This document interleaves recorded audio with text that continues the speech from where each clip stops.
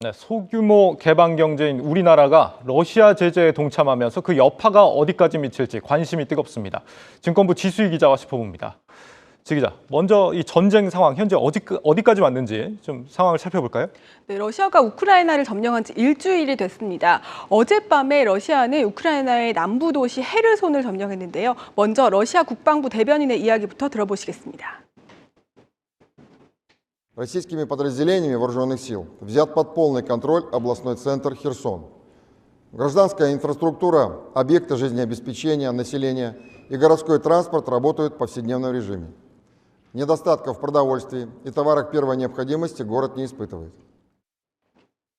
네, 우크라이나의 지도를 좀 보시겠는데요. 우크라이나의 수도 키이우가 이 우크라이나의 북부에 위치해 있다면 헤르손은 남부에 위치한 해안 도시입니다. 전략적 요충지로 알려져 있고요. 이렇게 수도뿐만 아니라 헤르손 그리고 제2의 도시 하르키우까지 러시아가 공습을 이어가고 있는 겁니다. 인터뷰에서도 보셨듯이 러시아군은 민간인의 폭격을 하지 않는다고 밝혔지만 외신들은 민간인들도 무차별 공격을 당하고 있다고 보도하고 있습니다. 러시아군은 헤르손의 시청 까지 점령을 했는데 주요 도시를 장악한 첫 사례이기 때문에 이번 전쟁의 주요 분수령이 될 것으로 보입니다. 또 헤르손에는 항만이 많아서 전쟁이 장기화될 경우 광물 자원이나 곡물 공급망에 차질이 생기면서 세계 경제에 큰 타격을 줄 것으로 우려되고 있는 상황입니다. 네, 교전 상황이 갈수록 좀 심각해지고 있는 걸로 보입니다. 이 우크라이나 현지 상황이 어떤지 저희가 이제 그 현지에 직접 교민과 연결해 보려고 좀 시도를 하고 있는데 아직 좀 연결 상태가 고르지 않은 것 같아서 연결이 잘 되면 그때 저에게 말씀을 해주시기 바라겠습니다. 이렇게 지금 전쟁이 심화될수록 이 러시아에 대한 미국과 우방국들의 제재 강도도 지금 더해지고 있는데 이 국가 차원의 제재뿐 아니라 민간 기업들도 러시아와의 교류를 중단하고 있다고요? 네, 그렇습니다. 일단 유럽연합의 제재에 따라서 오는 12일부터 국제금융결제 스위프트에서 러시아가 배제가 됩니다. 그리고 미국은 러시아의 원유 수출뿐만 아니라 원유 시설 그리고 가스 시설에 대해서도 수출을 좀 통제를 하고 있고요. 민간 기업도 역시 참여를 하고 있습니다. 애플과 나이키는 러시아에서 제품 판매를 중단하겠다고 밝힌 상태고 또 러시아 자동차 회사들도 협력했던 포드와 BMW 등도 협력을 중단하기로 발표를 했습니다. 네, 지금 우크라이나 현지 연결이 됐다고 하니까요. 직접 한번 연결해서 들어보겠습니다. 우크라이나 교민 강현창 씨 화상으로 연결돼 있습니다. 선생님 안녕하세요. 네, 안녕하십니까. 네, 우크라이나에서 무사히 대피하셨다는 소식을 들었습니다. 현재 지금 어디 계신 겁니까?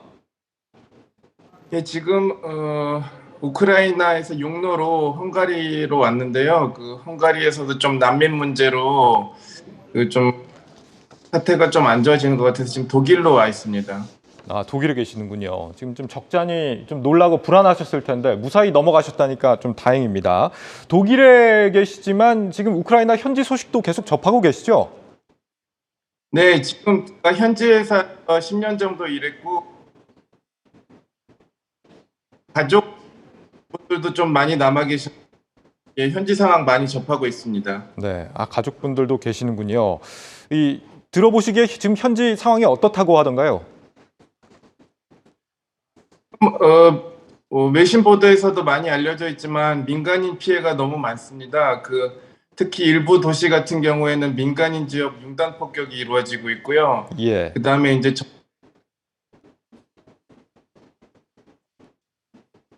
예, 말씀하시죠.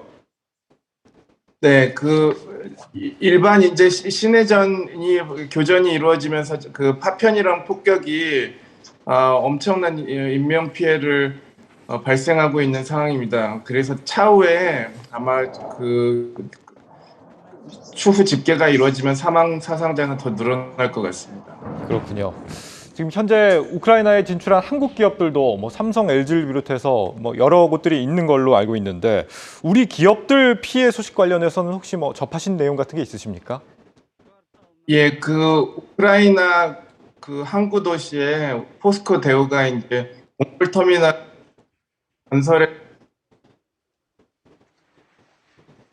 곡물터미널을 건설해서 운영 중에 있는데요. 예. 아마 전쟁 수출이 좀 제한된 상황이고 삼성 같은 경우에는 우크라이나에서 제일 큰 IT R&D 센터가 있습니다.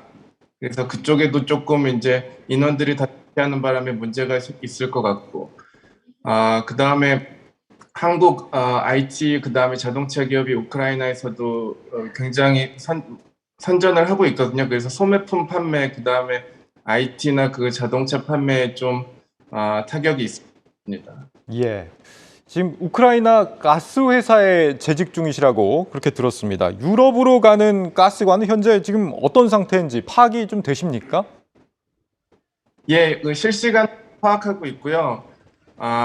어제 교전으로 인해서 그 소규모 이제 파이프라인 그 가스 디스트리뷰션 센터 몇몇이 이제 타격을 입어서 지금 실시간으로 복구 중이고 유럽으로 가는 가스 메인스트림 파이프라인은 정상적으로 운영되고 있습니다. 예, 정상 운행이 다행히 되고 있군요. 이 러시아 GDP에서 가스가 차지하는 비중이 상당하다고 하고 반대로 이제 유럽 지역도 러시아의 가스가 없으면 에너지 대란이 우려되는 상황이기 때문에 특히 지금 계신 이제 독일의 러시아산 가스 의존도가 50%가 넘는다고 하더라고요. 가스 공급 문제 어떤 상황인지 그래서 좀 여쭤봤습니다. 지금도 우크라이나 수도 키이우에 민간인들이 많이 계신데 지원이 많이 필요한 상황이라고 들었습니다. 어떤 게 좀 많이 부족할까요? 예, 지금 우크라이나 전 국민 대부분이 대피소에 대피하고 있는 특히 산부나 아니면 급한 수술이 필요하신 분들이 그냥 대피소에 갇혀 계십니다. 그래서 최우선적으로 의약품이 가장 부족한 상황이 되겠고요. 그 다음에 일반 식료품도 많이 부족해서 좀 도움이 필요한 상황. 예, 알겠습니다. 의약품이 많이 도움이 필요하다라는 말씀까지 듣기로 하겠습니다. 선생님 건강 유의하시고 다음에 기회 되시면 또 연결 부탁드리겠습니다. 감사합니다. 네, 감사합니다. 네, 우크라이나 교민 강현창 씨와 현지 소식 들어봤습니다.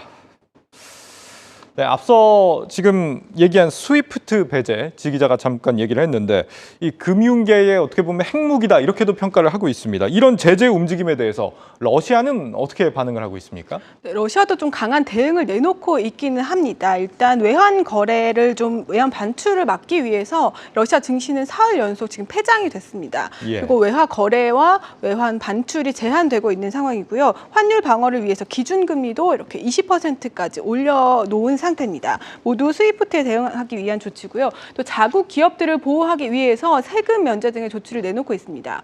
서방 국가들의 제재에 러시아가 맞불을 놓긴 했지만 관건은 러시아가 얼마나 버틸 수 있을지라고 할 수 있겠습니다. 그렇다면 그 사이에 낀 우리는 어떻습니까? 우리 경제도 타격이 불가피하겠죠? 네, 그렇습니다. 일단 러시아 시장에 투자한 투자자들은 직격탄을 맞았는데요. 관련 내용은 박찬희 기자가 정리해드리겠습니다. 러시아가 우크라이나를 침공한 날 러시아 증시는 반나절 만에 50% 가까이 폭락했습니다.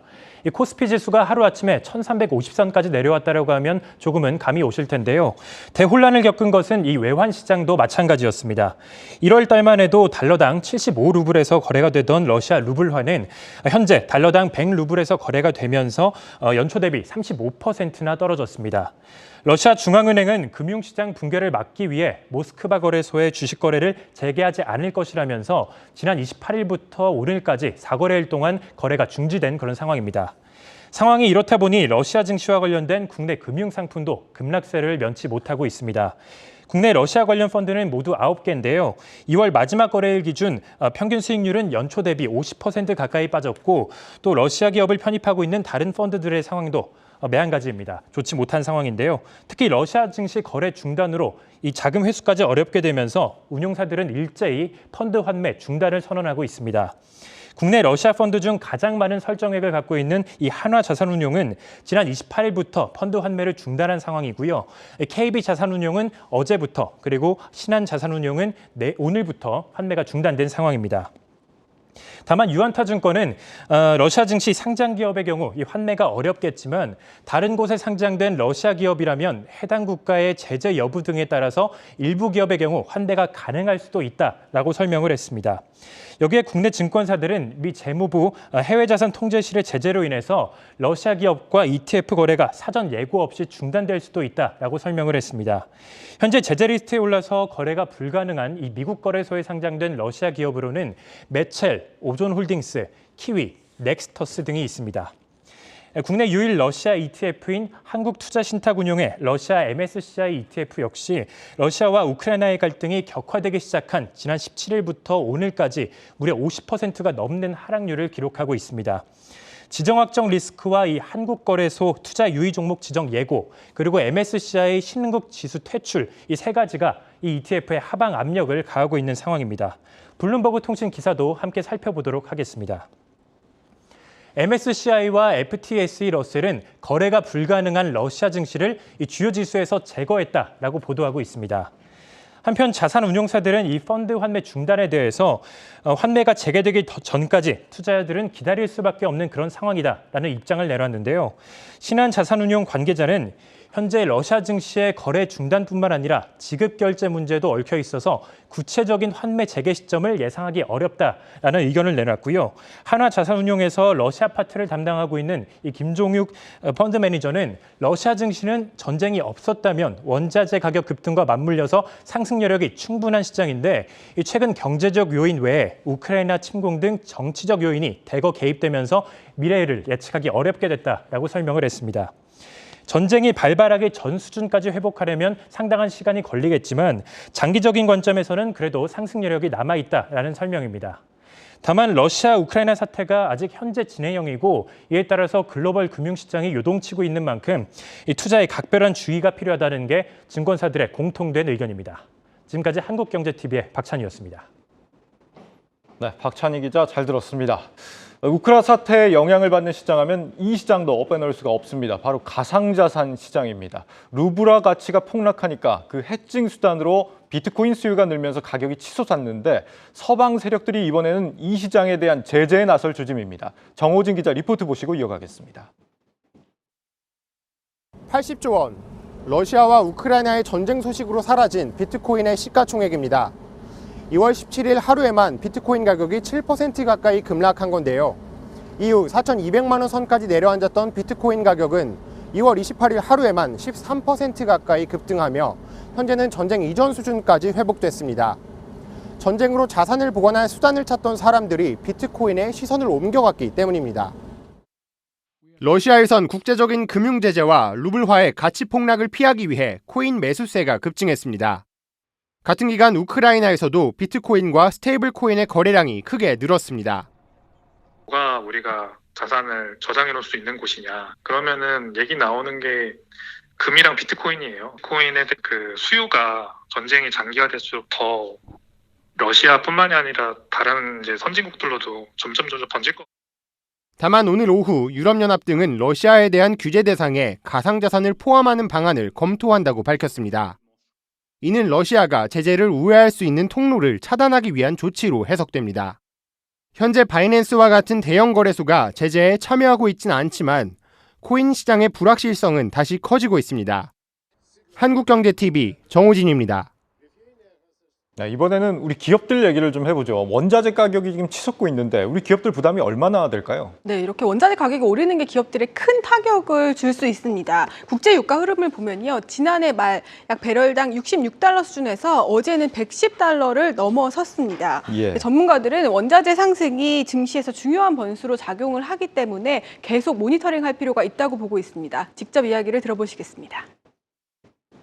유가 같은 게 이제 주요 원자재 가격에 영향을 미치게 되고요. 원자재의 상승으로 인해서 기업의 실적이 악화될 경우에는 그 기업의 실적뿐만 아니라 나아가서는 지수에 영향을 미칠 수 있게 되고요. 인플레이션이 계속 높아지면은 가령 금리를 추가적으로 인상한다거나 이런 움직임이 있을 수가 있고요. 그렇게 되면 또 추가적으로 지수에 부담을 줄 수가 있기 때문에 네, 실제로 러시아 현지에 진출해 있는 우리 기업들뿐만 아니라 우리 수출 기업들도 불안감이 아주 커지고 있는 상황입니다.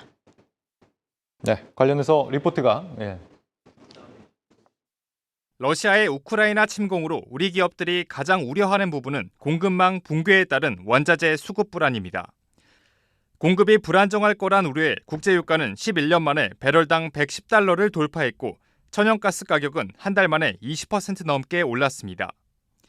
우리나라는 원유와 천연가스 수입 물량의 6%가량을 러시아에서 들여오고 있는 만큼 타격이 불가피한 상황입니다. 반도체 생산을 위한 필수 원재료인 팔라듐 가격 역시 한 달 만에 20% 가까이 올랐습니다. 우크라이나 사태가 정유와 석유화학 업계는 물론 반도체 업계까지 영향을 준 겁니다. 특히 네온 등 반도체 원재료의 경우 러시아와 우크라이나산 비중이 30%에 달하는데 전쟁이 길어지면 반도체 생산 차질로 이어질 수 있다는 우려가 커지고 있습니다. 여기에 러시아 제재의 일환으로 미국이 반도체 등 자국 기술이 포함된 첨단 제품 수출을 제한하기로 한 것도 우리 기업 입장에선 부담입니다. 전문가들은 그러나 러시아와 우크라이나산 원재료 수입에 차질이 생기더라도 큰 문제는 없을 것으로 내다봤습니다. 리스크 관리를 위해 우크라이나 사태 이전부터 중동, 남미 등으로 수입선을 여러 군데 구축해뒀다는 이유에서입니다. 원료 다변화는 기본적으로 하고 있는 거고요. 전 세계 가격을 다 모니터링하면서 그때는 유리한 방식으로 이제 원료를 가져오죠. 반도체 업계 역시 핵심 원료의 특정 국가 수입 의존도를 낮추기 위해 이미 수년 전부터 국산화 작업을 추진해왔습니다. 이건 우크라이나, 러시아에서만 나는 게 아니고 제철소가 있는 곳은 우리가 포집을 해서 사용을 할 수 있기 때문에 지금 현재 이 위험성을 줄이기 위해서 다변화하는 노력들을 지금 하고 있습니다. 실제 반도체 제조용 특수가스 전문 기업 TEMC는 올 하반기부터 국산 네온가스를 공급할 예정입니다.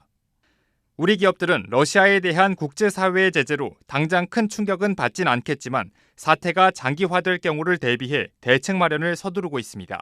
한국경제TV 신재근입니다.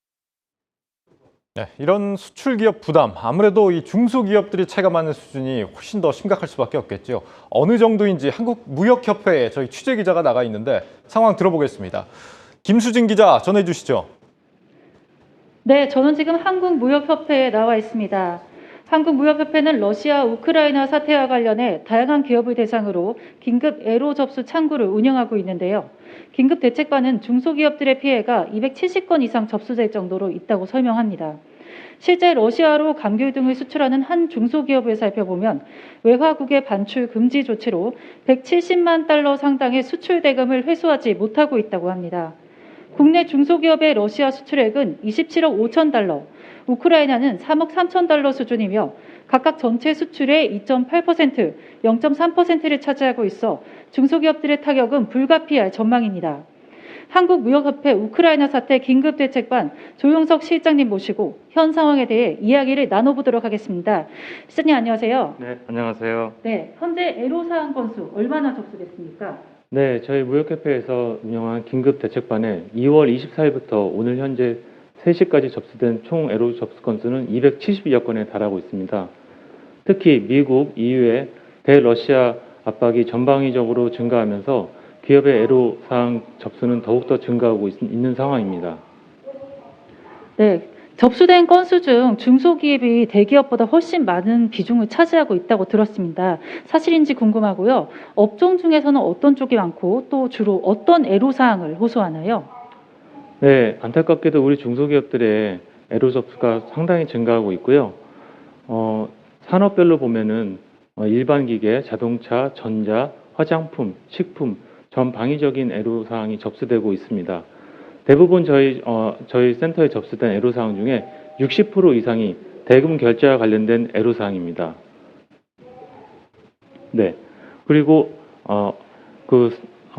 실제로 지금 이제 러시아로 수출한 우리 기업들의 경우에 자금을 회수를 못하는 경우가 좀 발생하고 있습니다. 실례로 유압 계측기를 생산해서 이미 러시아 지역에 판매를 한 업체는 80만 달러의 수출 대금을 회수를 못하고 있는 상황입니다. 또한 이 업체의 경우에 매달 한 30만 불 이상의 제품을 꾸준히 생산을 해서 러시아에 수출을 하고 있었는데 이번 사태로 인해서 매출 감소에 큰 타격을 받게 됐습니다. 네, 이번 사태가 지속되면 대기업들보다 중소기업이 훨씬 더 큰 피해를 받을 거라고 예상하는 분들이 많은데요. 실제로 그렇습니까? 어째서 그렇습니까?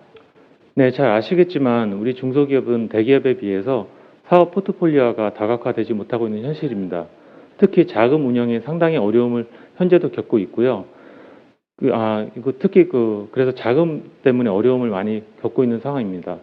그래서 실례로 수입의 경우에도 원자재를 수입할 때 원자재 수입 특성상 금액을 먼저 지급하고 원자재를 수입을 하는데요. 즉 우크라이나 지역에 전쟁이 발생함으로써 우크라이나의 원자재가 묶여 있어서 그 제품을 국내로 들어와서 제품을 판매하고 판매 수익으로 회사를 운영해야 되는데 그 운영을 하지 못하고 있어서 상당히 큰 어려움을 겪고 있는 것이 사실입니다. 네, 이렇게 우크라이나 사태와 관련한 우리나라 중소기업들의 애로사항에 대해 이야기 들어봤는데요. 거래처의 대금 결제에 따라 기업의 생존 여부가 결정되기도 하는 만큼 중소기업들은 자금 지원이 절실한 상황입니다. 관련한 모든 사람들의 피해가 조속히 회복될 수 있기를 기대해 보겠습니다. 지금까지 한국무역협회에서 전해드렸습니다. 네. 지금 전쟁 상황으로 볼 때 이 기업들 어려움이 단기간에 해소하기는 좀 어려워 보입니다. 어떻게 대응하는 게 좋을까요? 네, 전문가들이 일단 앞서도 언급이 됐지만 기업들의 경우에는 원유나 곡물 같은 원자재 수입원을 좀 다변화시킬 필요가 있다고 말하고 있습니다. 또 수출국의 경우에도 장기적으로 더 늘릴 필요가 있다고 조언하고 있는데요. 가장 우려해야 할 부분은 미국의 수출 통제입니다. 우리 최대의 수출 품목인 반도체가 타격을 받을 수 있기 때문에 정부는 이에 대해서 정보를 정확히 파악해서 기업에 잘 전달해줘야 한다고 강조하고 있습니다. 전문가들의 이야기를 직접 들어보시겠습니다. 이게 만약 장기화된다면은 원자재가나 원유가 급등이 이제 우려가 되기 때문에 이러한 그 원자재나 원유, 곡물 등의 수입선을 좀 다변화한다든지, 그리고 그 수출 대상국도 단기적인 대응이 아니라 장기적으로 좀 더 수출 대상국을 늘린다든지 이런 다변화하고, 그리고 특히 러시아에 대한 제재가 미국 등 이제 서방국이 심해지면은 그에 따른 장기적인 피해도 우려가 되기 때문에 국제 공조를 통해서 제재에 대한 정확한 정보를 공유하고 제재에서 한국이 최대한 면제될 수 있도록 국제 공조를 통한 노력이 필요하다고 생각됩니다. 한국이 FDPR 대상이 되면은 우리나라 반도체라든지 뭐 주요 수출 품목들이 미국의 장비나 기술을 활용한 분야들이 많기 때문에 이 미국의 당국의 그 사전 허가를 건건히 받게 되면 굉장히 절차적으로 또 복잡하고, 한국 자체의 독자적인 허가를 통해서 수출하게 되면은 훨씬 더 절차도 간소화되고 이러기 때문에 DPR에서 적용 제외가 되지 않으면 한국 기업들이 좀 상당히 어려워지지 않을까 좀 걱정이 됩니다. 우리 기업들이 피해를 입을 수 있는 가장 중요한 제재가 바로 미국의 수출 통제입니다. 여기에 대한 대응이 가장 필요한데, 문제는 너무 복잡하다는 겁니다. 구체적인 물품이 뭔지, 어떻게 수출되는 것인지, 거기에 뭐 미국의 기술이나 소프트웨어가 개입이 되어 있는지 등등을 파악해야 되기 때문에 한마디로 그 답변을 드리기가 어려운 부분이 많습니다. 따라서 가장 이제 급선무는 여기에 적용되는 미국의 수출 통제, 특히 그 FDPR에 관한 정확한 이해를 하고 거기에 관해서 기업한테 정확한 자문을 제공해 주는 것이 굉장히 필요하다. 네, 지 기자 오늘 준비를 굉장히 많이 했습니다. 그렇다면 이런 어려움 속에서 증시는 어떤 흐름을 보일 것인지도 관심인데, 의외로 이 며칠간 흐름은 또 좋았습니다. 네, 그렇습니다. 러시아가 우크라이나를 본격적으로 공격한 게 지난 24일인데요. 당시 우리 코스피는 2640선까지 떨어졌지만 다시 반등을 하고 있습니다. 오늘 코스피는 1.6% 오른 2747.08에 마감을 했습니다. 우리 증시가 1월에 크게 빠진 탓에 여타 증시에 비해서 전쟁의 타격을 덜 받았기 때문으로 분석이 되는데요. 전쟁으로 증시가 흔들릴 때도 견조하게 버틴 종목들이 있어서 눈길을 끄는 종목이 있습니다. 대부분 주주 친화 정책을 내놓은 종목들인데요. 메리츠 금융과 메리츠 화재의 경우에는 각각 1,000억 원 규모, 그리고 대한제강의 경우에는 350억 원 규모의 자사주 매입을 결정을 하면서 주가가 제대로 가지 못하는 상황에서도 이 종목들은 크게 오르는 그런 모습들을 보였습니다. 예. 반면에 주주 친화 정책에 미흡하다는 평가를 받는 삼성화재의 경우에는 지속적으로 하락하는 모습을 보이고 있는데요. 전문가들은 특히나 약세장에서 주주 친화 정책을 펼치는 종목들이 주목받을 수 있다면서 이런 정책을 고려하는 기업들이 더 늘어날 것으로 보고 있습니다. 배당을 자사주 매입 소각으로 바꾼 거거든요. 근데 이 정책을 바꾸기 전에는 PBR 기준으로 한 0.5배? 정도에 거래됐었고, 우리나라 모든 금융주가 다 그렇게 거래됐었는데, 이제 그거를 바꾸고 나서 지금 PBR 1배 이상으로 올라왔거든요. 자사주 매입이 세후 수익률이 더 좋습니다. 주식 수가 줄어들어서 그 주당 순이익이나 주당 순자산이 늘어나는 그런 효과가 커지거든요. 그래서 이런 게 많이 좀 생기지 않을까. 네, 또 지금의 전쟁 상황이 국내 모든 기업에게 나쁜 것만은 아닌데요. 유가가 상승하면서 싼 값의 원유를 이미 확보를 했던 정유주들은 이익 개선이 가능할 것으로 전망이 되면서 이번 주 급등하는 모습을 보였습니다. 네, 그나마 뭐 주주 환원 같은 것들이 장을 좀 지지해주고 있다 이런 얘기고 MSCI가 오늘 아침에 러시아를 신흥국 지수에서 제외하겠다 밝혔는데 이것도 우리 증시의 호재라면서요? 네, 그렇습니다. 오는 9일에 MSCI 신흥국 지수에서 러시아가 제외가 되는데요. 증권가에서는 이 자금들이 한국으로 일부 들어올 것으로 예상을 하고 있습니다. 지난 2일 기준으로 MSCI 신흥국 지수의 한국 비중은 12.49%를 차지하고 있습니다. 하지만 러시아가 제외가 되면 한국은 12.43%로 0.19% 증가할 것으로 예상이 되고 있는데 이 지수에 따라서 자동으로 움직이는 패시브 자금의 경우에는 약 1조 원이 유입될 것으로 보이고 증권가에서는 펀드 매니저가 적극적으로 한국 주식을 담아서 액티브 자금까지 움직인다면 최대 4조 원 이상의 자금이 한국 증시로 돌아올 것으로 예상하고 있습니다. 네. 오늘 지 기자의 분석, 유튜브 해시태그와 제목 어떻게 뽑아볼까요? 네, 오늘 유튜브 제목은 전쟁통 속에서도 기회는 있다. 그리고 해시태그는 코스피 반등, 위기는 곧 기회로 하겠습니다. 네, 위기 속 기회를 잘 찾아봐야겠습니다. 증권부 지수희 기자였습니다.